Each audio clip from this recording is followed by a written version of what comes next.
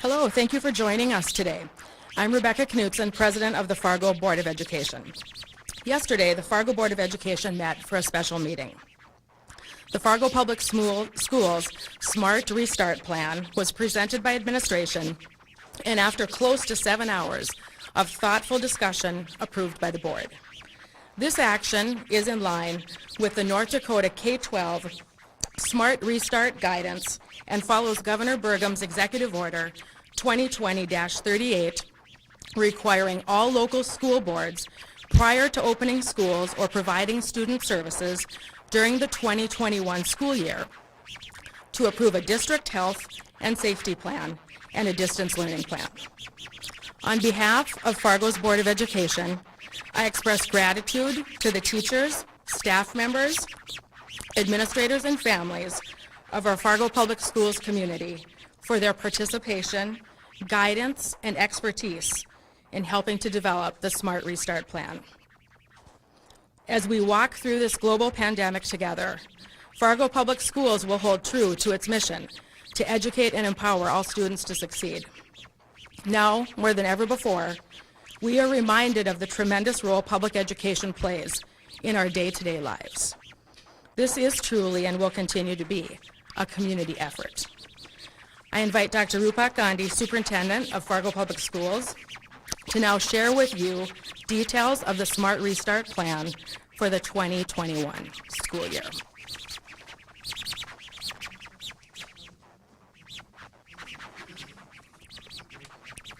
Good afternoon. Thank you for joining us today. Thank you, Board President Knutson. First off, I think we'll just kind of walk through some logistics for this afternoon. We are going to start with a brief presentation, and we're going to have a question and answer section afterwards. So I want to start off with just introducing some folks in the room that will be available for our question and answer section afterwards.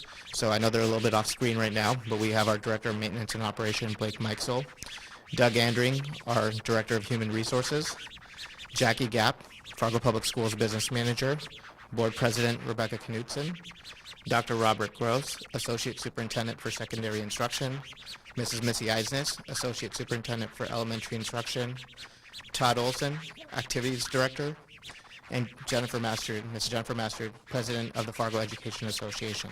So thank you for everyone that's in the room today and for your availability as well, and they will also be here to answer questions specific to them or their department or portfolios in Fargo Public Schools.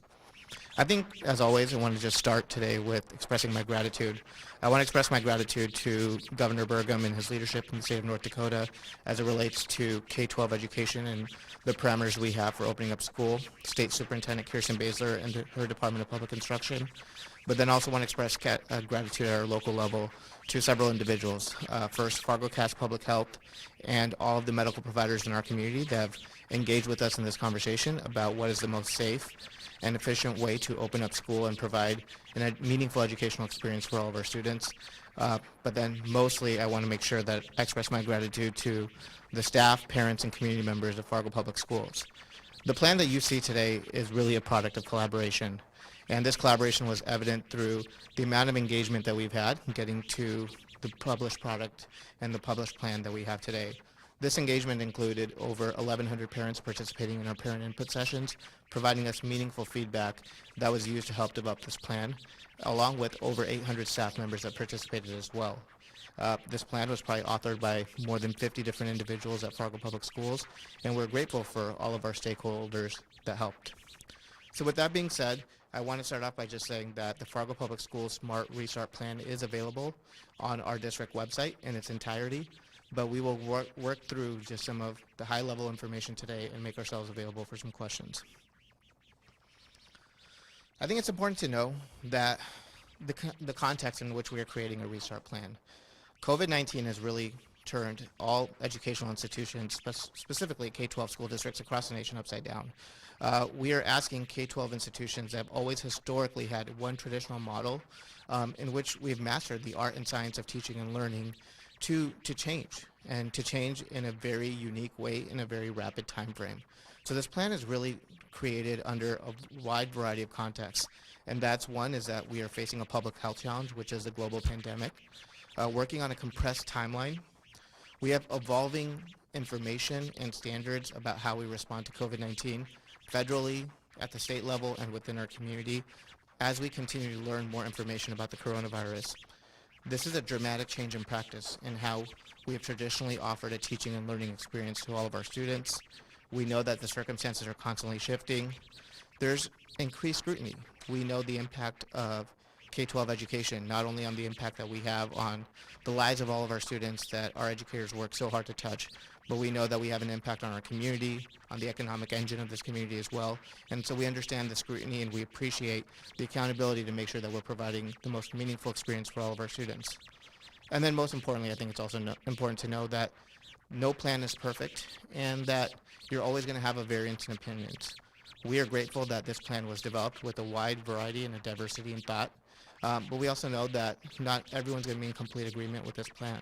What we ask today is that you understand the context in which this plan was developed, and you give us the grace, the understanding, and the flexibility to know that we are all learning as we navigate the challenges of the coronavirus and COVID-19 in our community, and know that as educators, our commitment is to lifelong learning.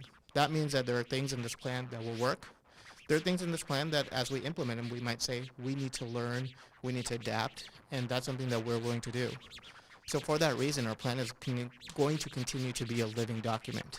One of the quotes that we always abided by in developing of this plan is, "Don't let the perfect be the enemy of the good." And I think it's very important to start today with just setting very realistic expectations. Our goal in Fargo Public Schools, in all of our staff, is to return to a place where we can have face-to-face instruction for all of our students. However, that's not where we are today. And to get to that goal, we know that it's going to be a learning process and that we may make some mistakes along the way. But we are not going to be able to provide a plan where we can eliminate any chance of transmission of COVID-19 in our schools or in our community. What this plan is our best ability, knowing what we are capable of doing, to mitigate the risk to the greatest extent possible.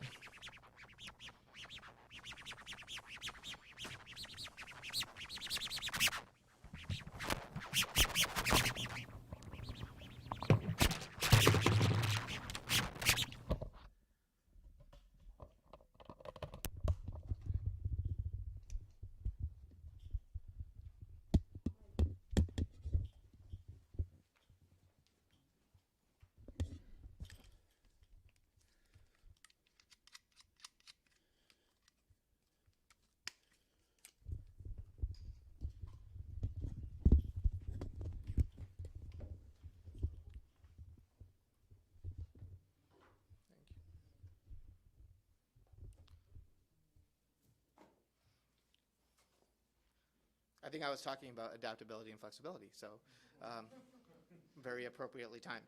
But I think it's also important to know the resources that were used to develop this plan. These are just some of the few major resources that were used to develop this plan, along with many other guidance and information that we received, but mainly the CDC guidance on opening schools, the guidance provided to us through the North Dakota Smart Restart Plan, guidance provided to us by the North Dakota Department of Public Instruction, and looking at specific information as it relates to COVID-19 in our community and at the state. Our plan was developed based on 4 guiding principles, and these guiding principles were used throughout the decision-making process on all the decisions that led to the development of this plan. These guiding principles are ensuring the safety and well-being of all of our students and employees in Fargo Public Schools, making sure that we're promoting equity and accessibility for learning of all students, providing instructional delivery systems to meet the needs of all of our students, and fostering positive relationships and interactions. We developed this plan also knowing that we're going to take some specific actions this year to help address potential equity and access gaps that we've had in our students. Last year, when we switched to distance learning in March, we did have a system in Fargo Public Schools where we provided a personal learning device to all of our students from 6th through 12th grade. One of the things that we didn't do at that time is provide a personal learning device for all of our students at the elementary level. That is something, that is a change that we've made, and that is a commitment that we've made this summer. So effective starting the school year, all of our students in Fargo Public Schools will have their own personal learning device. Students in kindergarten through second grade will receive an iPad, and students in grades third through fifth will receive a Chromebook, and students 6 through 12 will continue receiving the PLDs that they've had in the past as well. Additionally, last year when we switched to distance learning, we allowed for the teacher autonomy to use a wide variety of instructional tools that were available to communicate with families and to implement their lessons through any LMS of their choice. This year we're going to continue that autonomy, but we're also going to provide one standardized platform for communication with parents, so all of our students and parents know that they have one go-to application that they can use as it relates to what the assignments are or any communication that they need to make during a distance learning environment. So at the elementary level, that will be the Seesaw application, and at the secondary level, that will be Educator. The Fargo Public Schools plan is really 5 or 6 plans into one major plan. And what we do is we have a phased approach to achieve in-person instruction. I'm going to first start with what you see in the bottom black box of this graphic, and that is our virtual academy. This year, it's really important to know that regardless of any decisions Fargo Public Schools makes in terms of their in-person instructional model, we will be offering an optional virtual academy for any student and family that chooses to do so. What we ask is that any student or family that wants to enroll in our virtual academy make a commitment for at least one semester, if not the school year, full school year. The virtual academy is going to be run concurrently but independently of what is happening in our school buildings in Fargo Public Schools. So the best way to look at it is to really look at having 2 separate school systems running. One will be a virtual academy that will have its own group of students. It will have its own group of staff. That's a fully online academy for students in K-12 that decide to make that option. And then you will have an in-person instructional model. Whatever happens with the in-person instructional model will not impact the virtual academy at all. So even if the face-to-face instruction at the schools transitions to a point where we have to transition to distance learning, the 2 schools will remain independent of one another. So I think I'm going to spend more time kind of focusing on our levels 1 through 5, which is going to be the phased approach to in-person instruction. What we have done is allowed and created a plan that allows for flexibility, adaptability, and us to be fluid in making sure that we can switch from one instructional model to the other. And we have 5 instructional models that we've developed a plan for. Level 1 would be all distance learning. Level 2 would be distance learning with limited in-person instruction. Level 3 would be a hybrid instruction. Level 4 would be in-person instruction with restrictions. And level 5 would be all in-person instruction. Again, our goal is to make sure that we're navigating the challenges and the cases that we have with COVID-19 in our community to eventually achieve level 5, which is all in-person instruction when we are under our new normal parameters with some of the preventative restrictions that we put in place. It's also important to know the way our plan is developed is that we have the flexibility to make sure that we can independently make decisions for each school based on their localized cases. We have over 20 schools in Fargo Public Schools, and we have schools of varying sizes. So we know that whether it's 1, 2, 3 cases at one building, the impact of that and the ability to spread could be significantly different than another building. So this plan allows us to make sure that we don't just make a one-size-fits-all decision for our entire district, but we allow that localized decision-making process where we understand that school A might be in level 3, while school B might be in level 2. Student activities are going to continue to be governed and followed, following the guidelines established by the North Dakota High School Activities Association. So we are going to take a phased approach to student activities as well, but we're going to follow the established guidelines by the High School Activities Association that include their competition guidelines and their North Dakota High School Activities Association sport restart recommendations. Both of those are also available on the Fargo Public Schools website on our COVID-19 webpage. So I'm going to start today and go into talking about the 5 levels. Level 5 is probably the easiest level to talk about. When the decision's made that Fargo Public Schools is in level 5, that would be when we're back to our new normal. We would resume instruction based on what it was prior to the COVID-19 and obviously putting in some mitigating precautionary measures in place.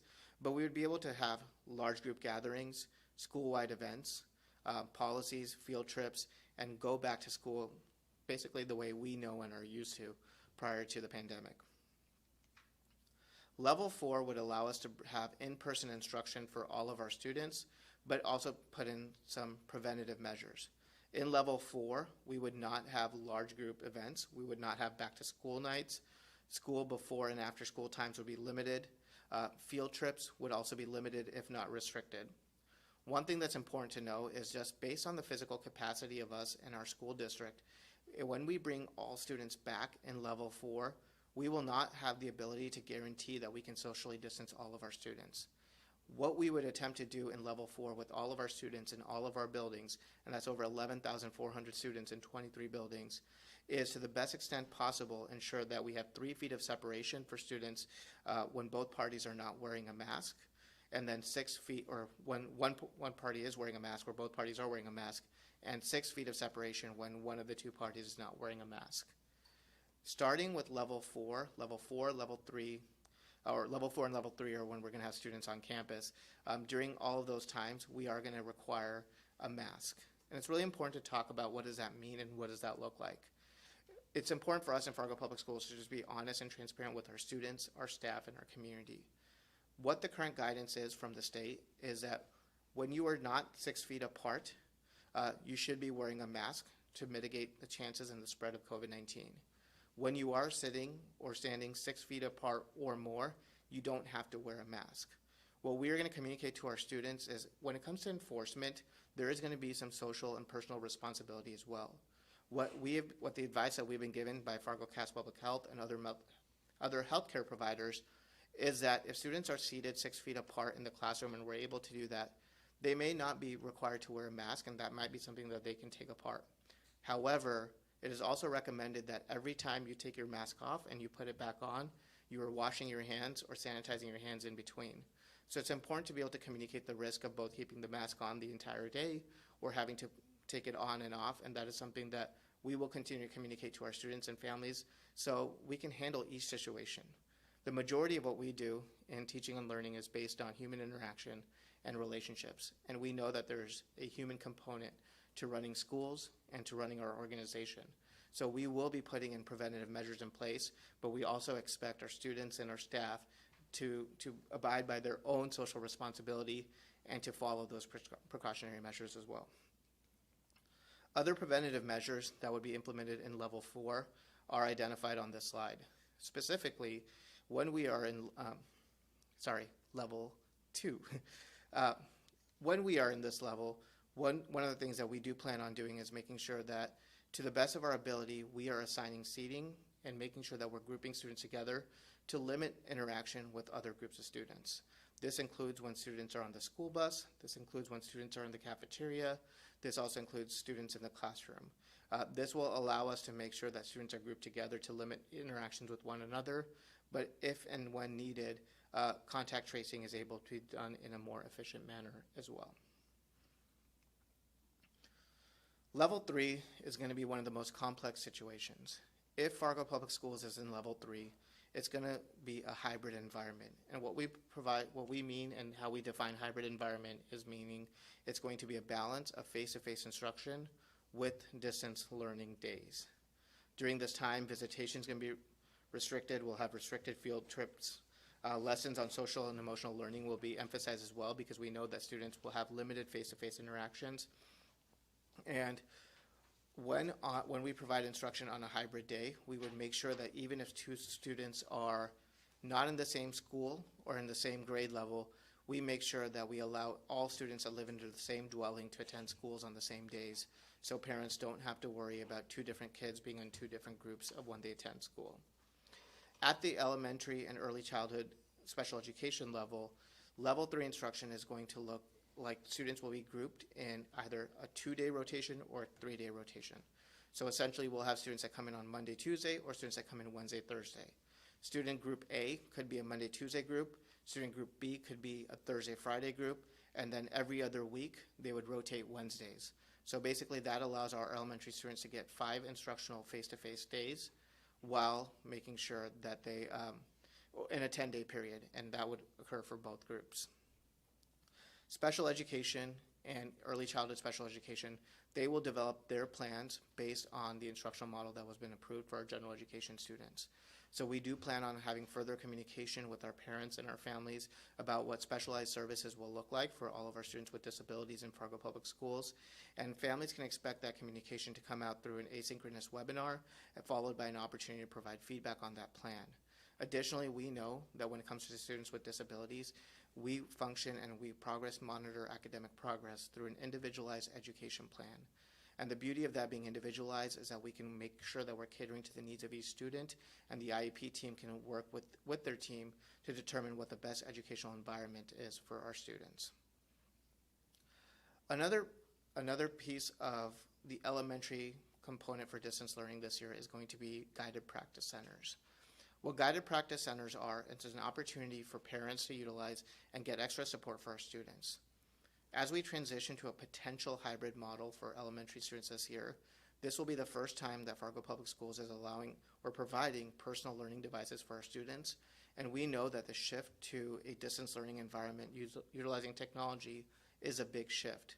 So on the days students are not in their face-to-face instruction, meaning if student group A is a Monday, Tuesday group, then a student from a Thursday, Friday, or Wednesday, Thursday, Friday group could be student B. We will provide them an opportunity to go to a guided practice center in one of the secondary buildings in Fargo Public Schools.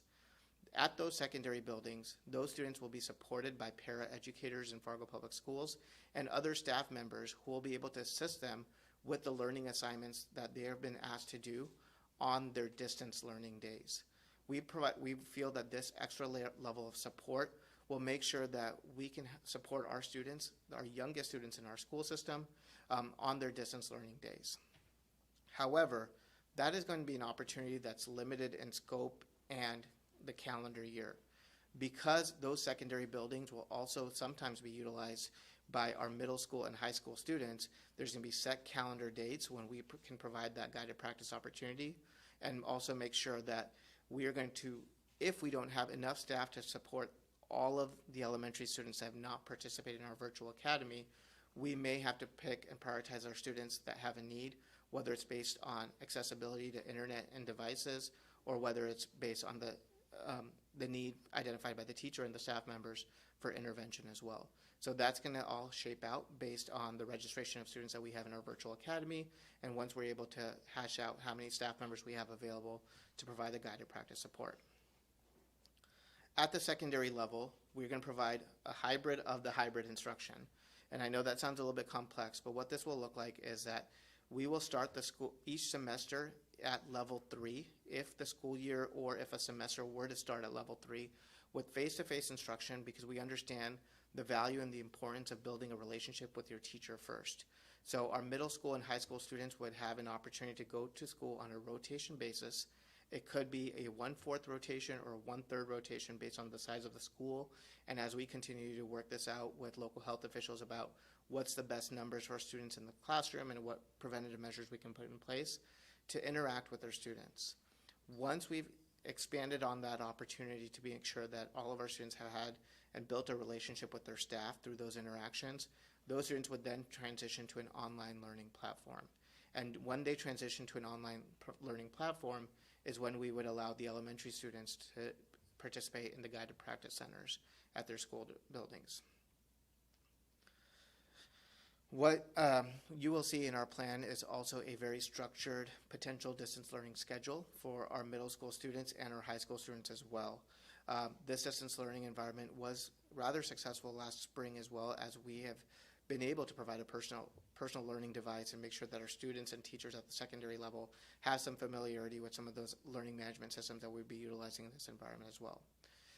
Additionally, when we are in level 3, all students in Fargo Public Schools will have the ability to come to school if they are needed. So we understand that our system, there is never a one-size-fits-all system in public education. And we understand that no matter what plan we put forward, there's always going to be some students that are striving, and there's going to be a group of students that it might not be most successful.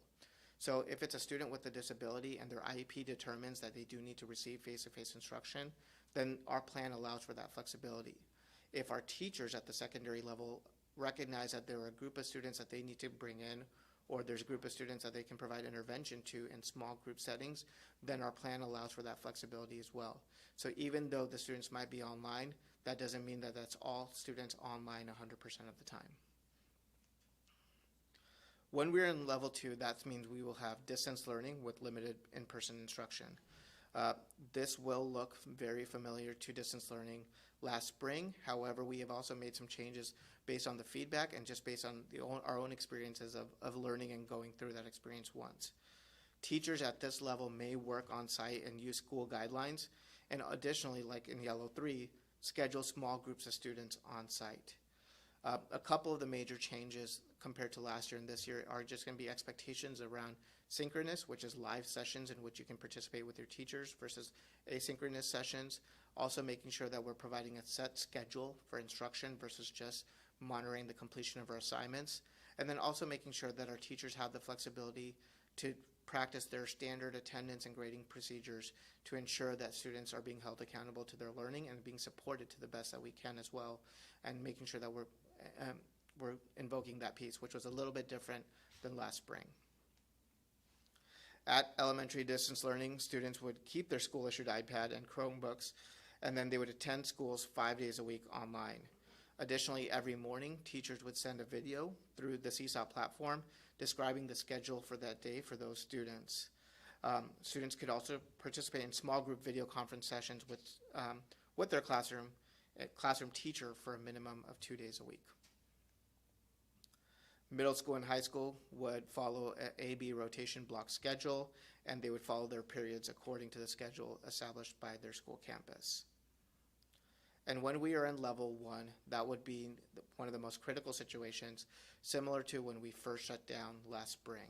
In that situation, all students would participate in synchronous scheduled video conference sessions. All students would be in distance learning. We would not have staff at our buildings at all, and we would not be able to bring students back for instruction at that point. What I just described was a phased approach that we will take, and a little bit later in this presentation we're going to talk about how do we determine which levels are appropriate for Fargo Public Schools. What I'm going to talk through now is going to be the second academy, which is going to be the optional virtual academy that we will offer that's going to be independent of the levels that I just described. So the virtual academy is going to be an online learning opportunity for our students in Fargo Public Schools K-12. Students who choose this opportunity will participate in courses online in synchronous and asynchronous activities. Registration for the virtual academy begins tomorrow. It doesn't begin today because our student information system is down for maintenance today, but effective tomorrow it will be up. What we're asking is for students to commit to the virtual academy in the next week. However, if there's extenuating circumstances, they can contact the school district after that, and we will work through those situations. One of the reasons that we're asking for that short timeline, and we know that it's a quick timeline, is because the registration and the amount of students that enroll in our virtual academy will have a slippery slope effect on the amount of staff that are available, what we need to do to support those students, and all aspects of our organization. So that's one of the main reasons why our plan allows for so much fluidity and so much flexibility, because we know that the number of students that enroll in our virtual academy will also be a group of students that are no longer participating in our virtual, in our in-person instruction, and that might give us some more flexibility as well. So for that reason, we really ask parents to review our plan on our website, look at the information about the virtual academy, ask questions. We do have an FAQ form there, or an opportunity to provide us questions as well, and then take advantage to register for that opportunity in the next week. So there are also instructions on the Fargo Public Schools COVID website about our virtual academy, how parents can register through PowerSchool, and we ask you to take advantage of that opportunity if that's the best decision for you and your student in Fargo Public Schools. This slide just talks through what the virtual academy is going to look like in Fargo Public Schools. So K-8 will be working with our own staff in Fargo Public Schools. Again, these staff will not be staff that are involved in the in-person instruction. They'll be working independently to develop a curriculum based on students' needs and make sure that there are synchronous and asynchronous activities. At the high school level, it's going to look a little bit different. We are going to provide for every high school student to take up to 6 classes sponsored by the North Dakota Center for Distance Education, which is an accredited high school in the state of North Dakota. We encourage that students take no more than 2 classes at a time, because of just the caseload and the rigor of those classes as well. And students will be able to offer or pick from a wide variety of classes offered through North Dakota Center for Distance Ed, and we will make sure that those classes are aligned and they'll work with their school counselor to their graduation plan. So I think one of the most important questions as we discuss our plan has always been, how are you going to open school? And you've talked about the 5 levels. What level are we going to be in? The process that we want in Fargo Public Schools is to make sure that this isn't a plan just or a decision that is made without much thought and diligence. So the process that we proposed to our school board and that was approved yesterday is that we create a committee of 16 individuals that meet every 2 weeks and look at a wide variety of criteria that helps determine which plan we will be implementing for Fargo Public Schools. Some of the criteria that we propose is listed on this slide.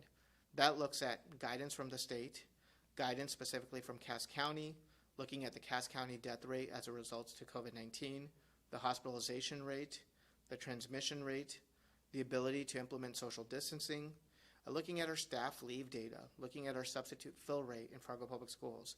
And then also just the most important conversation is, what is our role to be preventative versus reactive? And when we say reactive, we mean that if you only look at data that's such as transmission data, death data, or hospitalization data, that's based on past data, even if you're looking at the last 14 days.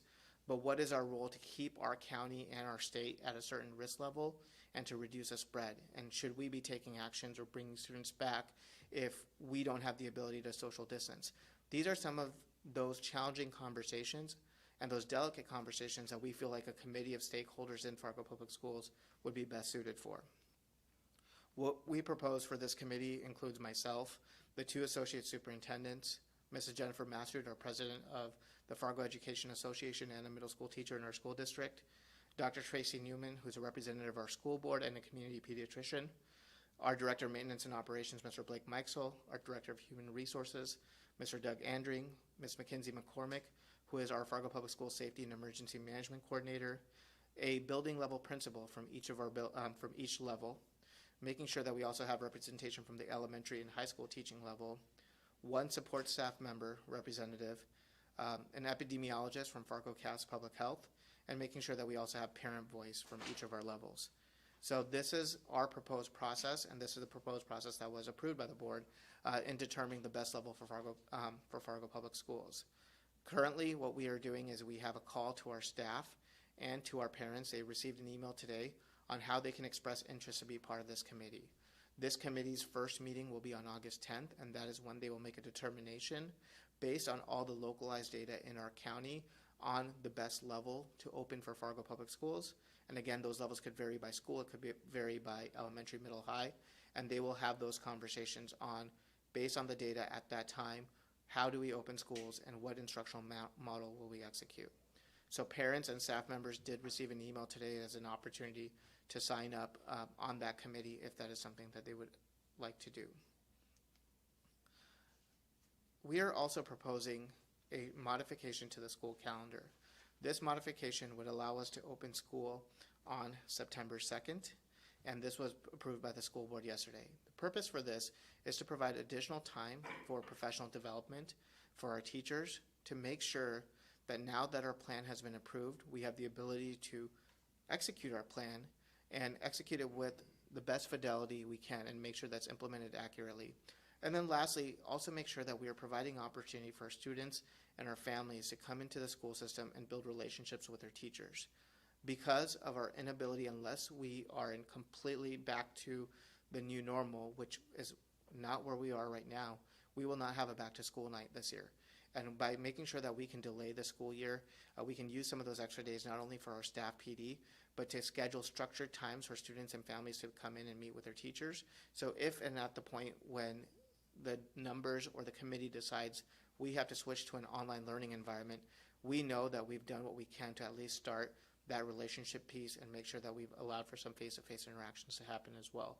So that is why we proposed to the school board, and it was approved yesterday, to modify the school calendar so we can start on September 2nd versus August 27th. This modification does not impact the rest of the school calendar at all. At this point, we have not discussed or are not planning on extending the school year or changing any other scheduled breaks. All we are asking, all the board approved us to do was to start the school year on September 2nd as opposed to August 27th.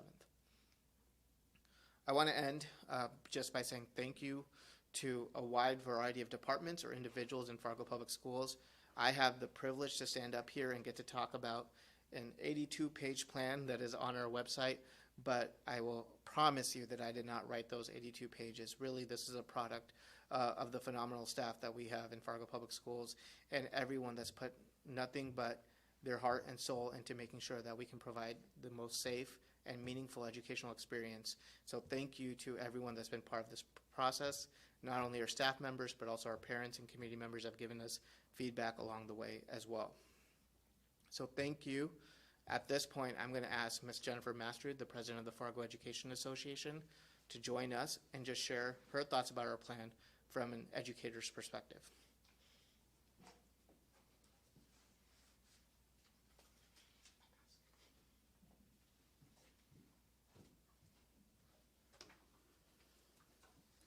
Thank you, Dr. Gandhi. As I represent over 900 educators and support staff in Fargo Public Schools, I do this with the mindset of safe student practices, education, and of course our workplace safety. As we talk about putting 15,000 people potentially back in the buildings, I think our biggest concern is how do we make sure that we meet those accommodations for all the individuals as we focus on differentiated instruction every single day. This plan has truly been that collaborative effort, as Superintendent Baszler and as Governor Burgum asked. I appreciate our cabinet, our administration, our staff for their valuable hours and feedback in this process. We know that the decision has not been made as to what level we are going to go into, but I want you all to know that educators want to be back in the classroom with their students. I hear that day in and day out. We know that connection and that relationship is extremely important, but we have to do so with safety in mind. We have to remember that all of these kids, all of these teachers have families, and they have very big concerns as well. So as we continue to work on the details of all of these aspects of the plan, please know that our district is collaborating and standing united for our students and our staff. Thank you.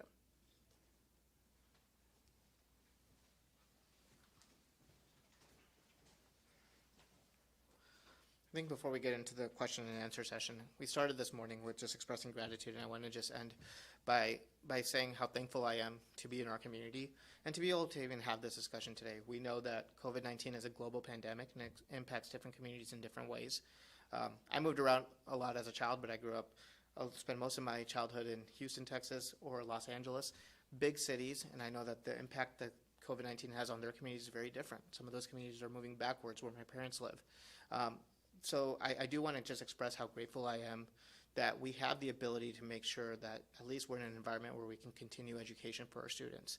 It's not going to be perfect. It's not going to be the perfect situation for all of our students, but that's why we're educators. We're educators because we understand that we will never be able to provide 100% of the best educational experience across the board, but it is making sure that we develop a system that allows us to identify the students for whom we're not being successful and make changes and provide that individualized support. This plan is no different, and that is our intention. So thank you for being here today, and we are now available for questions. Chris. I've got a couple of questions. I don't know if I space them out or what, but one, some of the mistakes or things you learned from the spring distance learning. Can you maybe give a couple examples? Sure. So the question was some of the things that we've learned from the spring distance learning environment.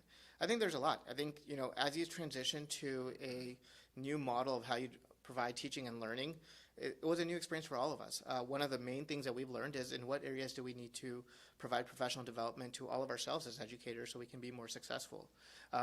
If you want more concrete things, I think one of the main things that we said is that we need a standardized platform, especially at the elementary level, for providing communication with families so that all teachers and all students are getting information the same way. And that's one of the reasons why we're planning on using Seesaw as that platform. So those are just a couple of the things. I think some of the other things that we've discussed based on parent and staff feedback is having a structure and a set schedule at the elementary level, and making sure that we set expectations for synchronous, which is live activities happening at the same time, and asynchronous activities which students can do on their own. How will transportation be changed, and will transportation be provided to those extra opportunities like the guided practice centers and if students have to come into the building? So the question is, how will transportation be changed, and will transportation be provided to those guided practice centers? Yes, it is our intention to, and we will provide transportation to all the students at the guided practice centers. Specific information about what that transportation will look like with the routes, I'm going to hand it over to maybe Dr. Gross, who can talk to what those runs will look like and how that's a little bit different than what we've traditionally practiced.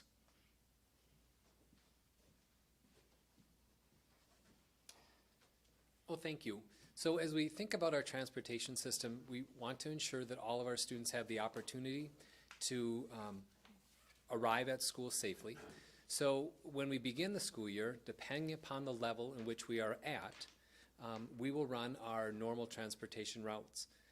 For example, if we start the year in level 4 or 5, where most of the students are present, that will not change our routes whatsoever. If we were to start our school year in level 3, that hybrid approach, we would begin where our elementary age students would attend school every other day. We would begin with our secondary students attending school either every other day or every third day. What that will do is that would allow us to have fewer riders on the bus. It would also allow us to do more social distancing in our classrooms. During that time period, our normal bus routes would run. Then, if we continue in level 3, we get into the month of October, we would run a more typical bus run for our elementary age students to make sure that in their system of every other day face-to-face learning, they would be able to attend those classrooms. Once those runs would run, we would go through that same neighborhood a second time to pick up students that may attend the guided practice sessions or may need to come to the high school or middle school for interventions, for specific activities, or to work with their teachers after a parent had been communicated.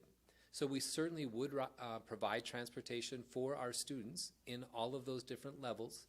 Our transportation system will vary based upon the level that we are at any one time during the school year, but it is a commitment that we provide transportation for our students, that we know it's critical to get them to the schools. I want to ask a question about special education. I've interviewed parents, and we have gone to a lot of interviews, a few parents who seem to feel like they're being left behind. And I know it's not to be until next week until a plan is announced. But do you get that sense as well? Like, why is it that parents, special ed parents specifically, are feeling like their kids are being left behind? So the question is, there's been some concern or valid news I've heard from some parents that they felt like special education students are being left behind, or why has there been a lack of communication. I think what was originally reported was that after the first parent input sessions we had, there wasn't a slide dedicated for special education. The reason is at our parent input sessions, which was a 90-minute webinar that we conducted, at that time we did not have slides specialized for any of our programs, whether it was English language learner programs or special education. The webinar was focused on the overall structure of the plan and to be able to provide feedback at that time. It was not our intention not to have a dedicated slide for special education services. That's one part of my response. I think the second part is to also know the structure of kind of how this works. Our special education team is now going to work to contact families and make individualized plans based on the educational environment that we're going to provide for our general education students. So it is a very important, and my background is in special education as well, that we are making sure that the experience that we provide is very much aligned and we are not separating special education as an entity of its own. So in order for special ed to be able to do their work and say, okay, what does this look like? How do we provide those specialized services? We first had to make sure that we had a plan for our general education students, and then we can make sure that we have the accommodations and individualized supports we need. So we're not treating special education students differently. So that's one of the reasons why special education couldn't even do their work until we had an approved plan for general education. President Donald Trump and Secretary of Education Betsy DeVos have recently been recorded warning for talking to about schools that don't start out with 100% in-person classes, funding for them might stop. First off, have you seen that? Have you heard about that? Is it warning you take seriously? And what are your comments about that? So the question is around, have I heard anything regarding presidential or Secretary DeVos orders about holding funding if school districts were not to provide 100% instruction? To be honest, no. And I think our school board and our commitment is to make sure that we are providing the most meaningful learning environment and making sure that safety of our students and staff are paramount. So that's going to be our priority, and that's what we're going to do in Fargo Public Schools. You know, on a local level, what do you tell parents who see it, who might see a disconnect, right? Because you just had Burley approved full-time, right? Students going in class full-time. And some parents, you know, when you've spoken with them, would think their kids should also be as well full-time in Fargo. You have Burley County having an increase in cases.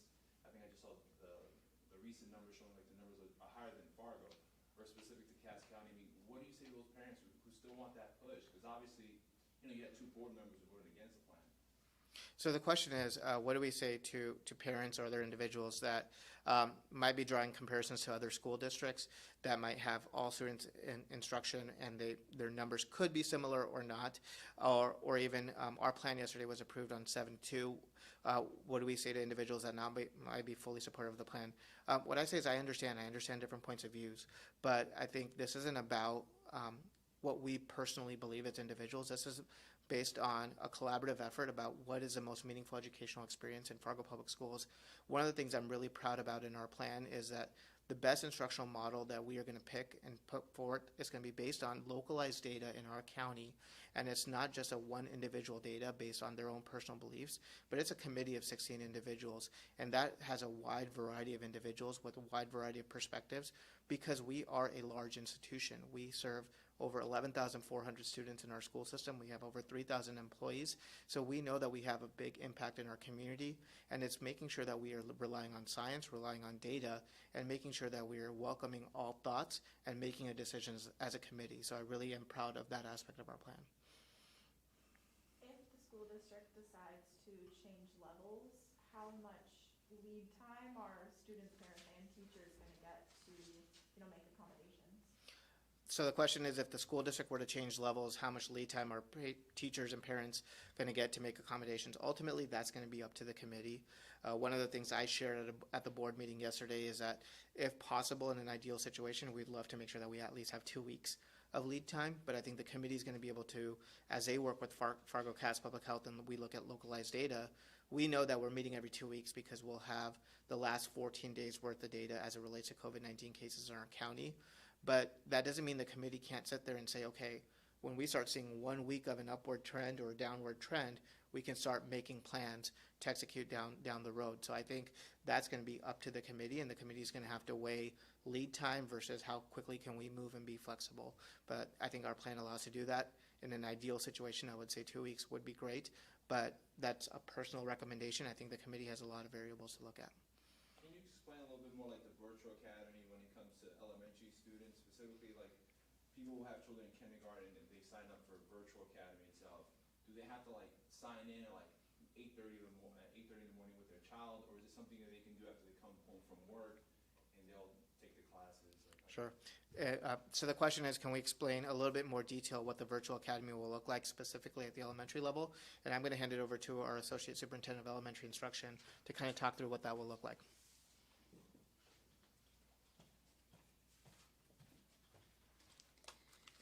So for the virtual academy, what we're looking at is to make sure that we would have synchronous sessions where they would log in at a certain time to interact with the teacher, but that we're going to have to be flexible enough that those are recorded for families that cannot be on at that time.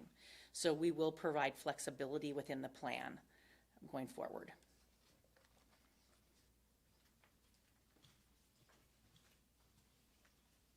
A question for her as well. You said that was for the elementary level, correct? Would it be similar for secondary levels? Oh, whoops, sorry.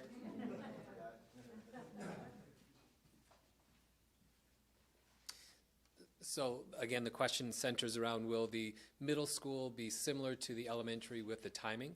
And the answer would be yes. We would involve both synchronous sessions of those live in-person Zoom sessions or video conference sessions, along with asynchronous activities for the students. But we too would need to be flexible based upon the needs of the family to allow for some of those recordings. At the high school level, like was mentioned earlier in the presentation, we will be utilizing content from the North Dakota Center for Distance Education, which does allow for flexibility for the student as she or he completes those activities and earns those credits. So it would be, one, opportunities for those structured sessions, but two, to try to build some flexibility in for our families and students. Would students who do choose virtual academy, first off, would it kind of look like distance learning from last spring? I mean, similar but different kind of thing? So the question was, would the virtual academy at the middle school and elementary look very similar to what it did last spring? And the answer would be yes. We would include both those live sessions, those synchronous sessions, and the asynchronous opportunities.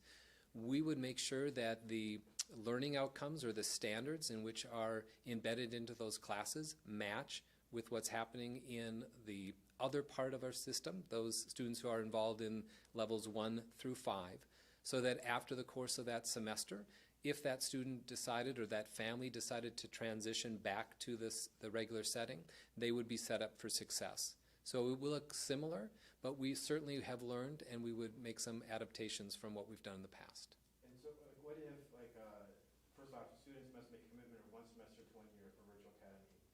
Teachers will be different than the FBS school, the school teachers.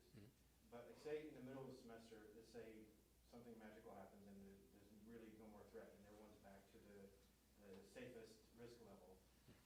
Can those students have an opportunity to join in with school classmates for certain events, or is that a possibility at all? So the question centered around if during the course of the first semester there is data in our community that would allow us to get to level 5, where we are more in a traditional setting, what would happen with our virtual academy students?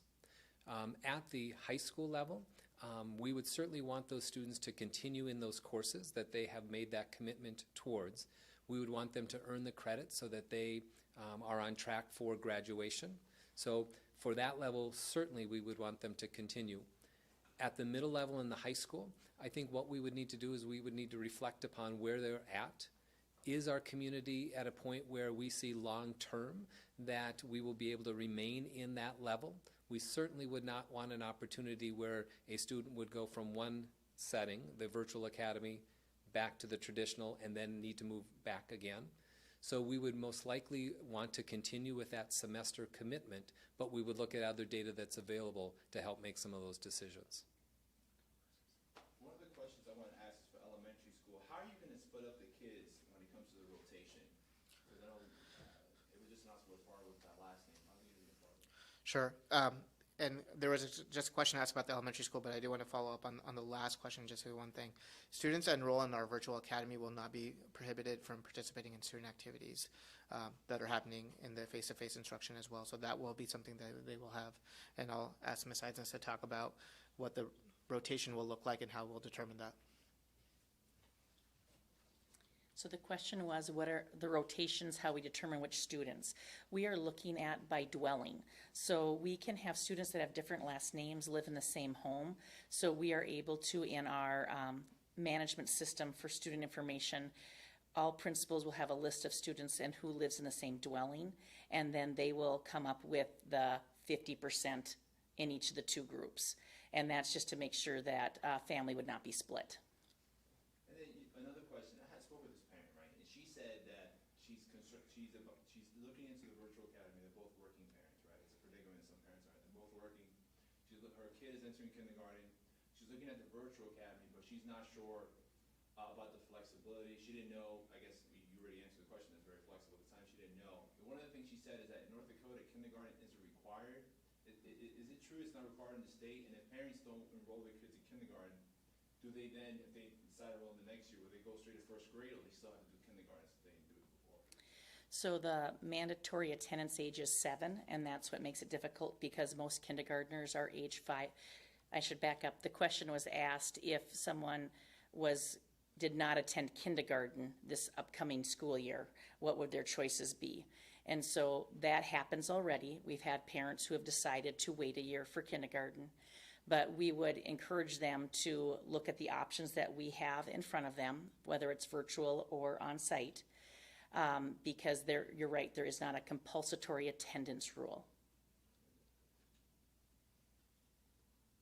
I'm wondering about how many teachers have expressed interest in the virtual academy, and because the high school isn't through the district per se, can secondary teachers choose that option as well?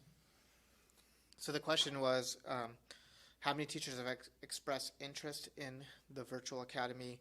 And because high school will be done through the North Dakota Center for Distance Ed, what does that mean for high school teachers? And it is a little bit of a chicken and egg situation. We've done a preliminary survey to see how many teachers would be interested in serving as a staff member in the virtual academy, just based off of initial responses of the teachers that responded. We had about a 20% of teachers express interest, but really what the most important deciding factor is going to be the amount of students and families that enroll in our virtual academy over the next week. And then what we would do is cross-reference that with teacher certification to identify the staffing needs of the virtual academy program.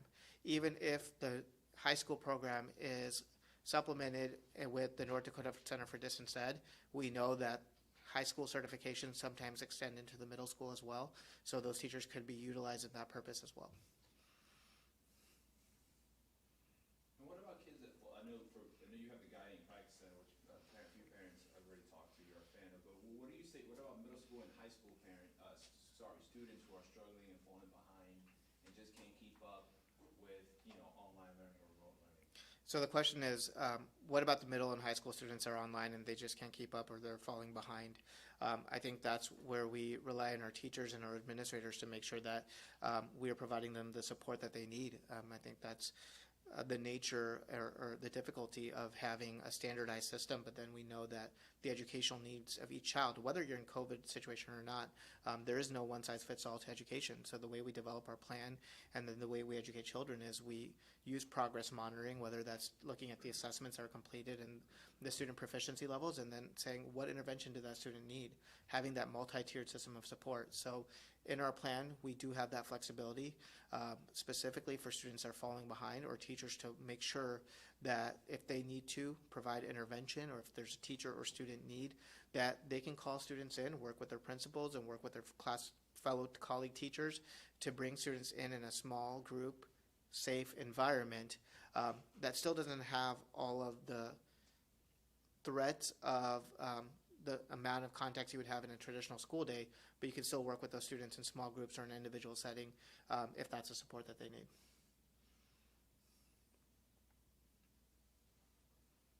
In your talk, that this document is fluid, right? Like it's subject to change. Does it have to go before the board if you make any changes since it's fluid, or? So the question is, because the document's fluid, does it have to go to the board if we were to make any changes? And the answer to that is no. The board authorized us to make changes based on updated guidance that we receive from state officials or state, local, or federal healthcare agencies. And I think that's the beauty of our plan. I think the board understands that sometimes, especially as it relates to COVID-19, guidance could change and it allows us that flexibility. But it's fluid, but there are some things that are very tight and there are some things that are very loose. And I think what's tight is the structure for how we're going to move forward in Fargo Public Schools for this school year. Well, I think with that being said, I think I just want to end tonight or this afternoon by saying thank you. Thank you to our parents. Thank you to our students. Thank you to the incredible staff that we have in Fargo Public Schools. We know that this is a very difficult time for all of us. We appreciate you being your grace and your understanding and knowing that we're going to continue to be flexible and nimble and making sure that we're doing what we can to educate and empower all students to succeed. So thank you all for being here today as well.